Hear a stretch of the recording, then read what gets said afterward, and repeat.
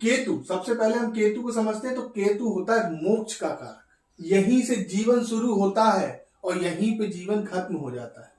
तो केतु मोक्ष का कारक है। मोक्ष मतलब मोह माया खत्म।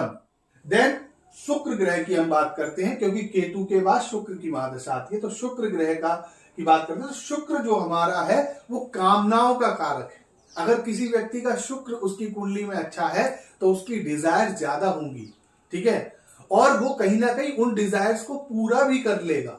अब शुक्र के बाद आती है सूर्य की महादशा, ठीक है। तो सूर्य को हमने लिया है, तो सूर्य हो गया हमारी आत्मा का कारक, ऊर्जा।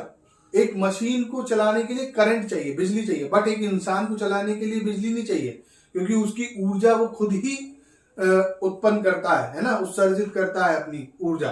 तो वो सूर्य आत्मा का कारक होता है, ठीक है। देन आता है चंद्रमा।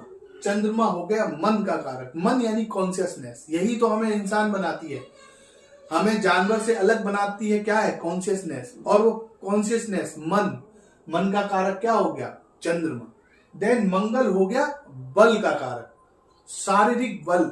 किसी की कुंडली, किसी जातक की कुंडली में मंगल अच्छा है, ठीक है, तो वो कम से कहीं ना कहीं बली भी होगा, ठीक है, तो शारीरिक बल भी उसमें होगा, ठीक है। राहु, उसके बाद मंगल की महादशा के बाद आती है राहु की महादशा। राहु है भ्रम का कारक। जीवन का सबसे बड़ा भ्रम अगर हम कहें तो क्या है? मोह माया है ना। ये सांसारिक जीवन जो है वो एक माया है, ठीक है, वो भ्रम है एक तरह से, ठीक है। तो राहु क्या हो गया? भ्रम का कारक हो गया। इल्यूजन का कारक है राहु, ठीक है।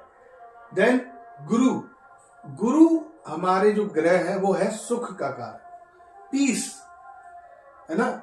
सुख का कारक है गुरु। माता का सुख, पिता का सुख, संतान का सुख, ठीक है, सुख देखा जाता है गुरु से। देन शनि क्या है? दुख का कारक। शनि आपको दुख देने आते हैं और वो आपको स्ट्रगल देते हैं। स्ट्रगल का मतलब दुख होता है, उससे आपको कहीं ना कहीं आपको परेशानी खड़ी होती है, ठीक है। वो कहीं ना कहीं स्लो प्लैनेट है, तो चीजों में विलंब करते हैं, ठीक है, देरी डालते हैं।